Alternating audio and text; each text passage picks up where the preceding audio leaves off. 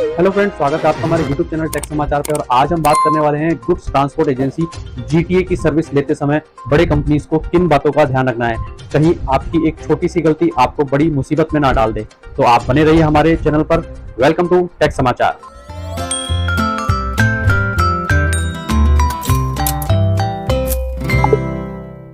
GTA goods transport agency क्या है? GST में नोटिफिकेशन नंबर 11/2017 के अनुसार गुड्स ट्रांसपोर्ट एजेंसी उन्हें बताया गया है जो कि अपने रोड बाय गुड्स ट्रांसपोर्टेशन का काम करते हैं और किसी ना किसी फॉर्म में कंसाइनमेंट नोट जारी करते हैं। कंसाइनमेंट नोट ज़्यादा कुछ नहीं, एक बिल्टी ही है जो कि सीरियल नंबर होती है, जिस पे गुड्स का डिस्क्रिप्शन होता है, माल भेजने वाले के रिपोर्ट्स होते हैं, जिसे माल डिलीवर किया जा रहा है उसका ब्यौरा होता है, और दिए जाने वाले गुड्स कंसाइनमेंट्स के नग जो कि क्वांटिटी वे डिलीवर कर रहे हैं, ये सभी एक गुड्स ट्रांसपोर्ट एजेंसी मेंटेन करती है, कंसाइनमेंट नोट जारी करती है। तो वह जीटीए की डेफिनेशंस में कवर होता है। अब बात करते हैं कि गुड्स ट्रांसपोर्ट एजेंसी को जीएसटी में रजिस्ट्रेशन लेना मैंडेटरी है अथवा नहीं। नोटिफिकेशन नंबर 5/2017 के अनुसार क्लियर किया गया है कि अगर एक गुड्स ट्रांसपोर्ट एजेंसी एज पर जीएसटी रजिस्ट्रेशन थ्रेशोल्ड लिमिट जो कि एग्जिस्टिंग अगर हम बात करें तो हमारे 20 लाख रुपए स्पेसिफाइड की गई है और स्पेसिफाइड स्टेट्स में 10 लाख रुपए जो बताया गया है, अगर उससे नीचे वह सर्विस देता है तो ऐसे केस में उसे जीएसटी एक्ट के अकॉर्डिंगली रजिस्ट्रेशन कराने का नीड नहीं होगा। किंतु ऐसे unregistered GTA goods transport agency जिन्हें जीएसटी एक्ट में एक और एग्जम्पशन दिया हुआ है कि वे जीएसटी से रजिस्ट्रेशन ना करें, तो क्या वे बिना जीएसटी रजिस्ट्रेशन के गुड्स मूवमेंट कर सकते हैं? जी नहीं। जो कि गुड्स ट्रांसपोर्टेशन का काम करते हैं और उन्होंने जीएसटी रजिस्ट्रेशन नहीं ले रखा है तो उन्हें ई-वे बिल के लॉगिन पे एनरोलमेंट फॉर ट्रांसपोर्टर के रूप में अपने आप को रजिस्टर करना होगा। और जिस प्रकार जीएसटी रजिस्ट्रेशन 15 डिजिट का एनरोल होता है एक जीएसटी रजिस्टर्ड पर्सन को, ठीक उसी प्रकार रोड ट्रांसपोर्टेशन के रूप में ऐसे गुड्स एजेंसी जो कि जीएसटी में रजिस्ट्रेशन नहीं लेते हैं उन्हें ई-वे बिल के लॉगिन में जाकर के पैन के आधार पर अपने आप को रजिस्टर्ड करना होगा, जिससे कि उनकी एक आईडी जनरेट होगी। इसी आईडी को हम ट्रांसपोर्टर आईडी कहते हैं और ये ट्रांसपोर्टर आईडी जीएसटी रजिस्ट्रेशन के समान ही 15 डिजिट का होता है। अब महत्वपूर्ण बात ये कि अगर एक कंपनी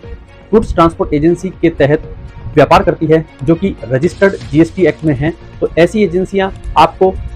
माल की डिलीवरी भी देगी और आपको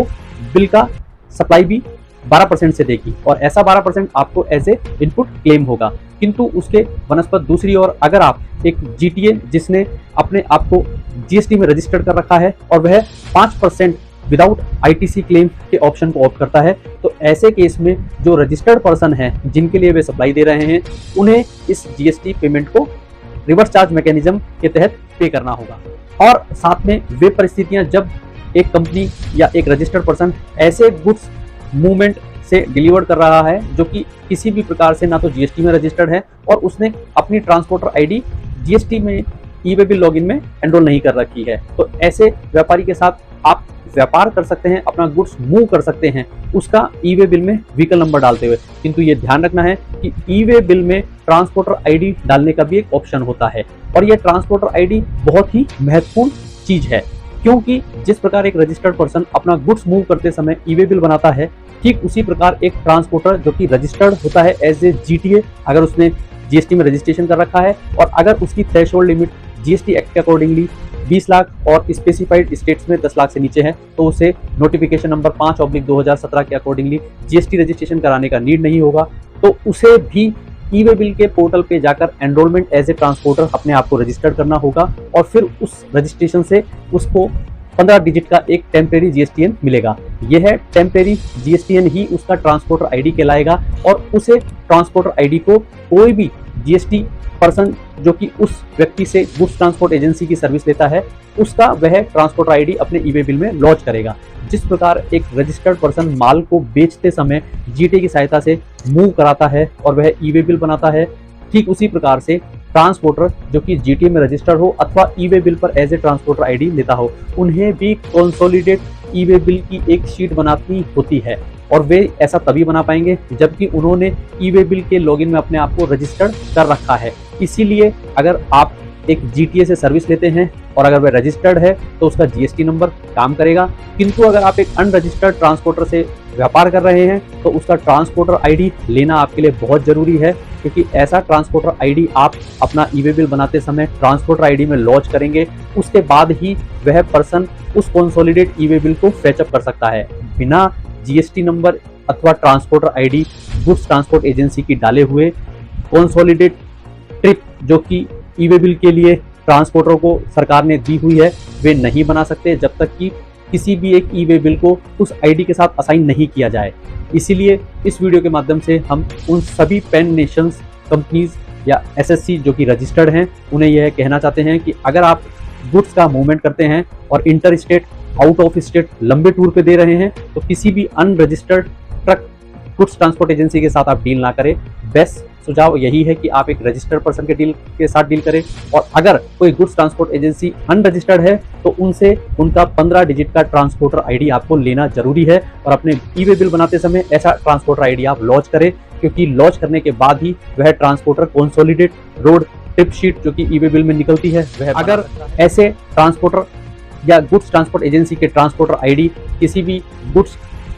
अथवा माल को बेचने अथवा किसी दूसरी स्टेट्स या विद इन स्टेट भेजते समय उसका ट्रांसपोर्ट आईडी अथवा जीएसटी नंबर आपने असाइन नहीं किया है तो उस ई-वे बिल के संदर्भ में होने वाले ड्यूरिंग द मूवमेंट ट्रांसपोर्टेशन में चेंजेस वह ट्रांसपोर्टर नहीं कर पाएगा। सारा भार उस माल को भेजने वाले कंसाइनर अथवा कंसाइनी पे ही रहेगा, वे ही उसके पार्ट बी को अपडेट या चेंज कर सकेंगे। ट्रांसपोर्टर उसमें कोई भी इनरोलमेंट या इन्वॉल्वमेंट नहीं करेगा। इसलिए इस वीडियो के माध्यम से हम चाहते हैं कि आप ध्यान रखें कि आपका गुड्स मूवमेंट ऐसे ट्रांसपोर्टर के थ्रू हो जिसके पास जीएसटी रजिस्ट्रेशन हो, अन्यथा अवस्था में आप उससे उसका ट्रांसपोर्टर आईडी लें और हर वक्त हर दशा में उसका ट्रांसपोर्टर आईडी आप इसमें डालें। उम्मीद करते हैं यह वीडियो आपको सहायता करेगा इस छोटे से ग्लिच को जानने में जो कि कहीं ना कहीं हमारी व्यवस्था में छूट रहा है। आप हमारे चैनल पर नए हैं तो आप हमारे